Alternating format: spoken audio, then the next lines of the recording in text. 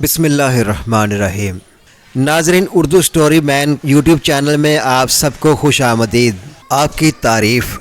Inspector Qasim اپنے سامنے رکھی فائل کو غور سے پڑھنے میں مصروف تھا جب اچانک اس نے آہٹ پر کچھ چونک کر سر اٹھا کر دیکھا تو یہ دیکھ کر حیران ہوا کہ اس کے سامنے 35 سے 36 سالہ آدمی کو بیٹھا ہوا پایا جو بغور انسپکٹر قاسم کو ہی دیکھ رہا تھا۔ میں انویسٹیگیٹر آفیسر جلیل رانا ہوں اور کل ہی آئی جی صاحب نے مجھ سے وہ کیس ڈسکس کر کے مجھے یہاں بھیجا ہے جس کی آپ تحقیقات کر رہے ہیں، جلیل رانا نے بتایا۔ تو انسپکٹر قاسم نے گہرا سانس بھر کر فائل بند کر کے اس سے حال چال پوچھا۔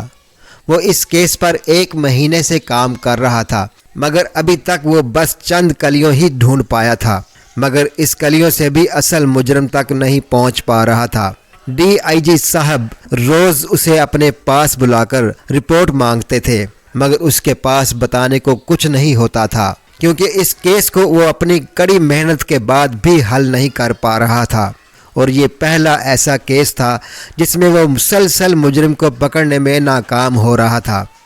دراصل ایک مجرم تھا جو ہر روز لڑکیوں اور عورتوں کو اپنی ہوس کا نشانہ بنا کر ان کو برباد کر رہا تھا، مگر ابھی تک وہ پکڑا نہیں گیا تھا کہ وہ بہت صفائی سے اپنا فعل سر انجام دے جاتا تھا کہ اپنے پیچھے کوئی ثبوت بھی نہیں چھوڑتا تھا۔ کچھ دیر جلیل رانا سے کیس کو ڈسکس کرنے کے بعد وہ اٹھ کھڑے ہوئے تھے۔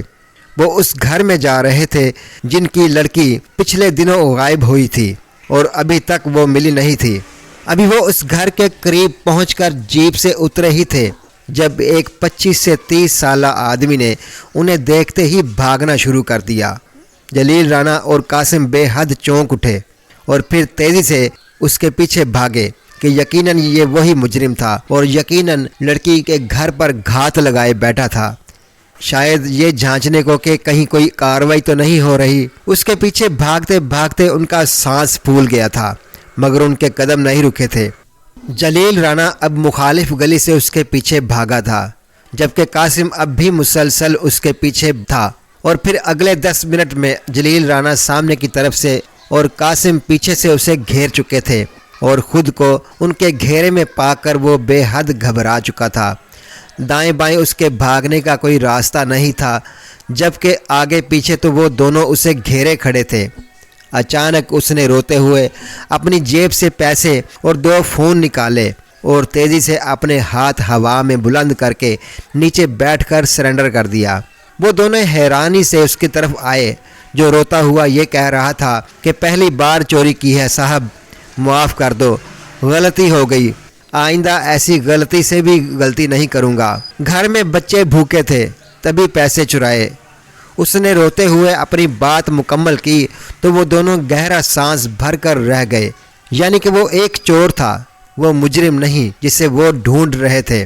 جاؤ، جلیل رانا نے کہا تو وہ حیرت سے پیسے اور فون اٹھا کر بھاگ گیا۔ انہوں نے اس کا پیچھا کیا اور اس کے گھر کا پتہ دیکھ لیا۔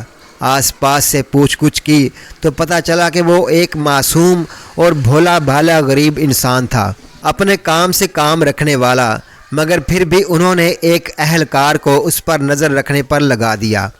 وہاں سے وہ واپس آنے لگے۔ جب راستے میں مارکیٹ آئی ان کی نظر وسط میں کھڑے ستون پر لگی LED پر پڑی جہاں نیوز چینل پر کوئی اینکر چیخ چیخ کر کہہ رہا تھا کہ جی تو ناظرین، ایک بار پھر ہم آپ کو بتاتے چلیں کہ کل بھی پوری 200 لڑکیوں کو اپنی ہوس کا نشانہ بنا کر انہیں زندہ درگور کر دیا گیا، اور پولیس کا کہنا ہے کہ یہ ایک ہی مجرم کا کام ہے۔ ایک دن میں 200 لڑکیوں کی زندگیوں کو برباد کرنے والا آخر یہ درندہ کون ہے جسے اب تک کوئی بھی پکڑ نہیں پایا؟ یقیناً وہ بے حد چالاک اور شاطر انسان ہے جو بے حد عیاری سے اور صفائی سے اپنا کام کرتا ہے کہ اپنے پیچھے ثبوت تک نہیں چھوڑتا۔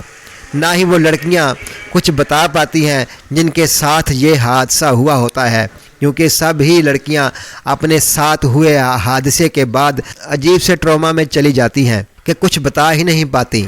وہ مجرم جو اب تک کھلا گھوم رہا ہے وہ کب پکڑا جائے گا بھی یا نہیں، یا پھر وہ یوں ہی کھلے عام لڑکیوں کو برباد کرتا رہے گا؟ یہ سب جاننے کے لیے جڑے رہیے ہمارے چینل کے ساتھ۔ تب تک کے لیے منیر اختر کو دیجیے اجازت۔ ملتے ہیں اگلی اپڈیٹ کے ساتھ۔ نیوز ختم ہو چکی تھی اور اب LED اسکرین پر کسی شیمپو کی کمرشل چل رہی تھی، جبکہ تب سے جو لوگ کھڑے پورے انہماک سے نیوز دیکھ رہے تھے، نیوز ختم ہوتے ہی پھر سے اپنے اپنے کام میں مصروف ہو گئے۔ یہ منظر ایک بڑی سی مارکیٹ کا تھا، جس کے وسط میں موجود ستون کے ساتھ یہ LED لگی ہوئی تھی، جس پر ہر وقت خبروں والا چینل لگا رہتا تھا اور آتے جاتے لوگ رک رک کر اس پر خبریں دیکھا کرتے تھے۔ آس پاس دکانیں تھیں جن پر گاہک آ جا رہے تھے، تو کچھ رک کر پھر سے نیوز کی طرف متوجہ ہو چکے تھے، جہاں اب کوئی اور خبر چل رہی تھی۔ اس درندے کے بارے میں یہ خبریں پچھلے ایک ہفتے سے چلنے لگی تھیں۔ ہر کوئی اس درندے کے بارے میں جاننا چاہتا تھا، اسے پکڑ کر سزا دینا چاہتا تھا، جو ایک دن میں 200 لڑکیوں کو پکڑ کر ان کی زندگیاں برباد کر دیتا تھا۔ ایسا شخص کوئی عام انسان نہیں ہوگا، ہو سکتا ہے جو بنا کسی کے نظروں میں آئے ایک ہی دن میں ایسا کام کر گزرے، وہ بھی بنا کسی ڈر خوف کے۔ وہ ایسا کیوں کرتا تھا کوئی نہیں جانتا تھا، مگر قیاس آرائی یہی کی جا رہی تھی کہ وہ صرف اپنی ہوس پوری کرنے کے لیے یہ کام کرتا ہے۔ اس کے علاوہ اس کا اور مقصد بھی کیا ہو سکتا تھا؟ لوگوں اور خاص طور پر شہر کی لڑکیوں میں عجیب سا خوف و ہراس پھیل گیا تھا کہ وہ باہر نکلنے سے بھی ڈرنے لگی تھیں۔ لیکن انہی میں سے کچھ ایسی لڑکیاں بھی تھیں جو بے حد نڈر اور بے باک تھیں کہ انہیں اب بھی اس درندے سے ذرا سا بھی خوف محسوس نہیں ہوا تھا، اور وہ بے خوف باہر آ اور جا رہی تھیں، وہ بھی اکیلی اور بنا کسی خوف اور ڈر کے۔ لا حول ولا قوت، توبہ توبہ، کیسا زمانہ آ گیا ہے۔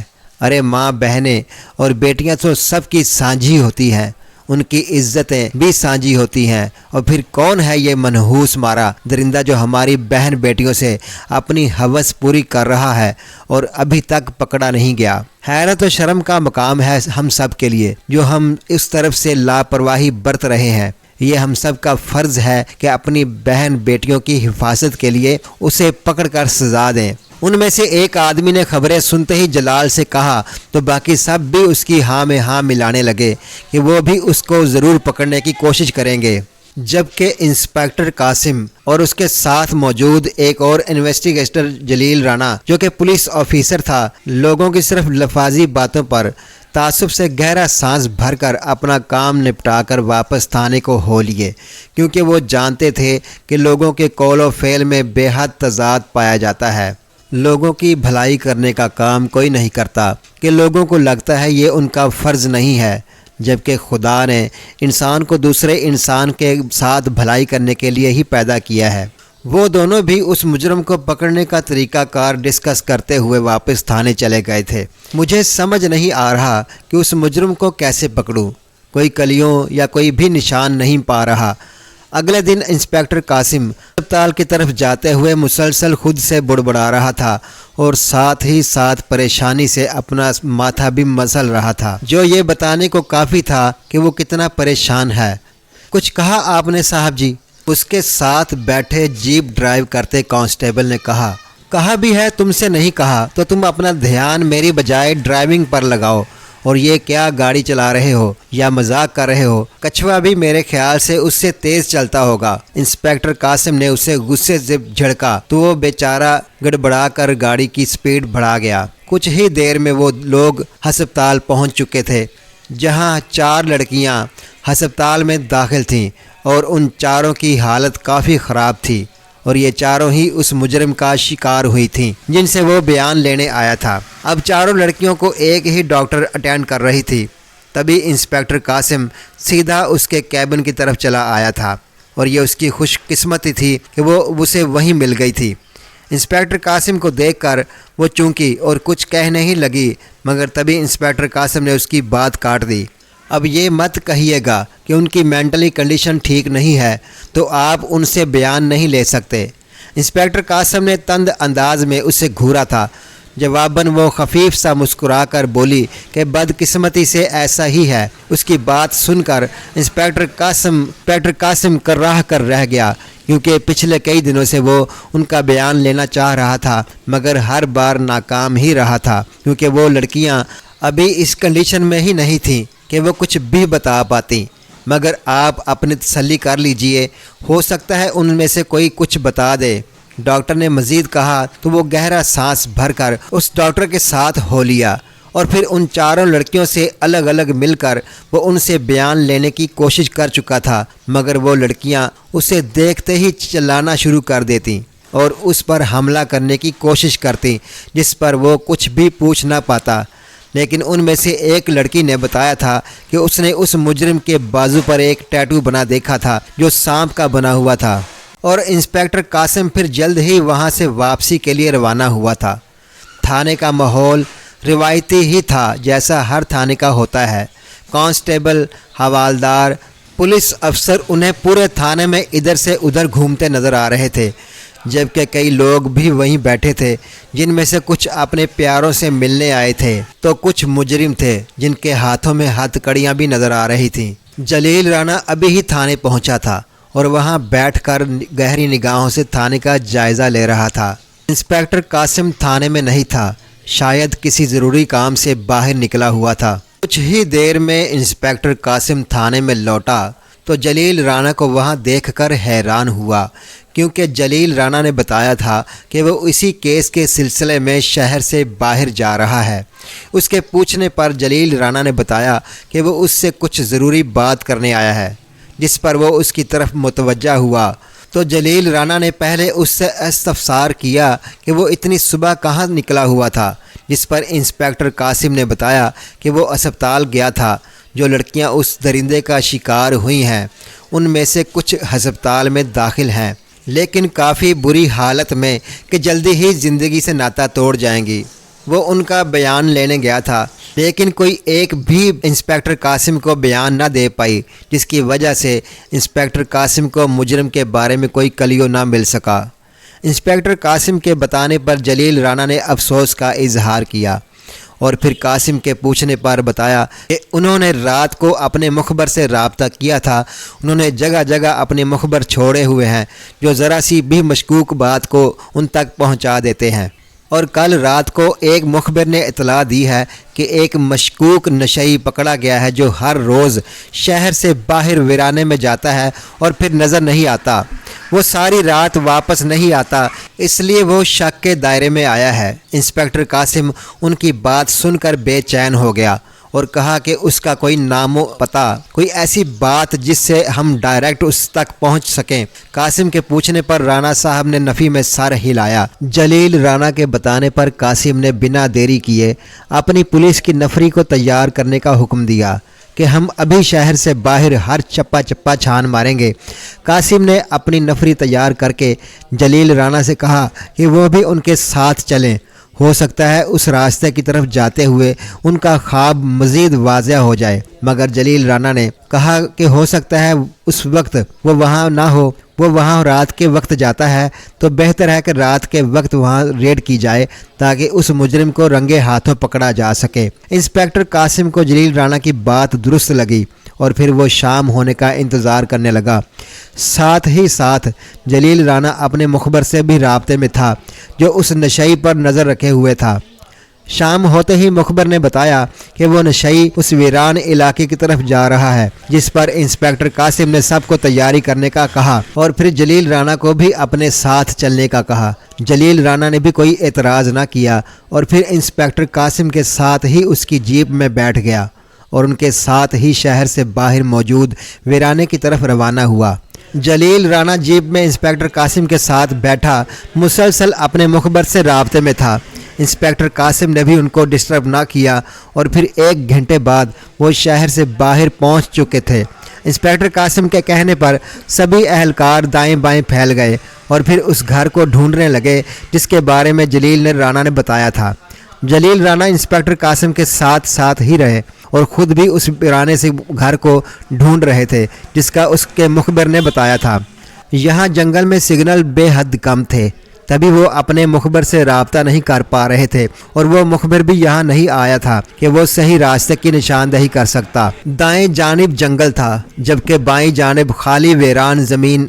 इंस्पेक्टर कासिम आधे सिपाहियों को लेकर जलील राणा के साथ उस जंगल में घुसा और फिर सभी फैलकर उस घर को तलाश करने लगे। उन्हें उस घर को तलाश करते हुए आधा घंटा हो चुका था, मगर उस घर का नामो निशान भी नहीं था, जिस पर वो सब अब परेशान हो चुके थे। आपको यकीनन कोई गलत फहमी हुई है। यहाँ कोई ऐसा पुराना घर नहीं है जहाँ वो मुजरिम मौजूद हो। इंस्पेक्टर कासिम ने थका हारा सांस खारिज करके कहा तो जलील राणा ने नफ़ी में सर हिलाकर कहा कि नहीं, मेरा मुखबर कभी गलत नहीं हो सकता। वो बेहद चालाक है और हर बार दुरुस्त इतला ही देता है। वो मुजरम ज़रूर यहीं कहीं छुपा हुआ है। जलील राणा ने सख्ती से इस बात की तरदीद की तो इंस्पेक्टर कासिम ने गहरा सांस भरा और इससे पहले कि मज़ीद कुछ कहता कि तभी उसका फ़ोन बज उठा। उसने फ़ोन कान से लगाया तो अगली तरफ की बात सुनकर उसकी आंखें चमक उठी। उसने तेज़ी से फ़ोन बंद करके सबको वापस बुलाया। जलील राणा की मुखबर की बात बिल्कुल ठीक थी, वो घर मिल गया है। इंस्पेक्टर कासिम ने इतना कहा और फिर सबके साथ जंगल से वापस सड़क की तरफ आया और वहाँ से उस वीराने में चला आया जहाँ दूर दूर तक सिर्फ और सिर्फ खाली ज़मीन ही थी। कुछ मज़ीद आगे बढ़े तो उन्हें दूर से ही वो पुराना सा मिट्टी का मकान बना नज़र आया जिसको सभी अहलकार ने घेर रखा था। इंस्पेक्टर कासिम ने दरवाज़ा देखा तो वो बंद था। उसके इशारे पर दो अहलकारों ने दरवाजे को धक्का मारकर तोड़ा और फिर वो सब अंदर आ गए। सहन से गुजरकर वो अंदर आए तो देखा कि वहाँ एक आदमी खड़ा था जिसके पुश्त उनकी तरफ थी, मगर उसके बाल कंधों तक थे। मगर ये देखकर इंस्पेक्टर कासिम की आंखों में तैश उभरा कि सामने ही एक लड़की कुर्सी से बंधी बैठी थी जिसका सर एक तरफ ढका हुआ था, यानी वो बेहोश थी। मगर साथ ही उसका हुलिया और हाल देखकर उन सब को समझ आ गया था कि वो दरिंदा उसे बर्बाद कर चुका है। इंस्पेक्टर कासिम से मज़ीद बर्दाश्त ना हुआ तो वो तेज़ी से अंदर दाखिल हुआ और उस आदमी को पकड़कर बेतहाशा पीटा जिसके मुंह से शराब की बू के भभूके उठ रहे थे। वो दुबला पतला सा आदमी था जिससे शराब पीने की वजह से खड़ा भी नहीं हुआ जा रहा था। इंस्पेक्टर कासिम ने उस पर अपना सारा गुस्सा उतार कर उसे अहलकारों के हवाले कर दिया और फिर लेडी कांस्टेबल ने उस लड़की को संभाला। जल्द ही एम्बुलेंस बुलवा ली गई और फिर उस लड़की को हस्पताल भिजवा दिया गया। आपकी रहनुमाई में तो जल्द ही इतना ख़तरनाक मुजरम पकड़ा गया। जलील साहब, अगर आप ना होते तो ना जाने ये मुजरम कैसे पकड़ा जाता। आपके अंदाज का तो मैं कायल हो गया हूँ और अब जल्द ही मैं आपकी रहनुमाई में मज़ीद केस हल करना चाहूँगा।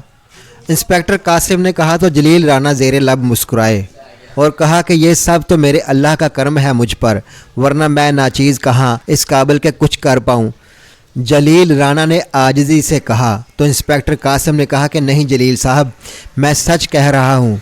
कहा मैं इतने दिनों से उस मुजरम को ढूंढ रहा था जिसने इतनी लड़कियों की ज़िंदगी बर्बाद कर दी, और कहा आपके काम के अंदाज़ ये एक ही दिन में मुझे मिल गया। अब उसकी तो मैं वो दुर्गत बनाऊंगा कि मौत मांगेगा मगर मौत नहीं मिलेगी। इंस्पेक्टर कासिम के लहजे में उस नशई आदमी के लिए बेहद नफरत थी। मैं खुद भी अपने तौर पर इस आदमी को ढूंढना चाह रहा था जिसने हमारी बहन बेटियों को जिंदा दरगोर कर दिया, क्योंकि आए दिन मैं खबरों में उस बारे में सुनता रहता था और मेरा दिल फट उठता था कि तभी मुझे ऊपर से इस केस को हल करने के लिए आर्डर आ गए। मैं जो पहले ही इस केस को हल करने के लिए बेताब था तो जल्द ही हामी भर ली।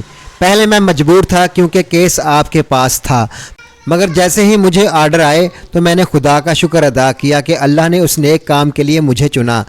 जलील राणा ने आजिज़ी से कहा तो इंस्पेक्टर कासिम ने एक बार फिर उनका शुक्रिया अदा किया और फिर उन्हें उनके घर छोड़कर खुद थाने में आ गया। जलील राणा बेहद खुश था। ऐसे ही अच्छे अच्छे वाक़यात के लिए हमारे चैनल को सब्सक्राइब कीजिए।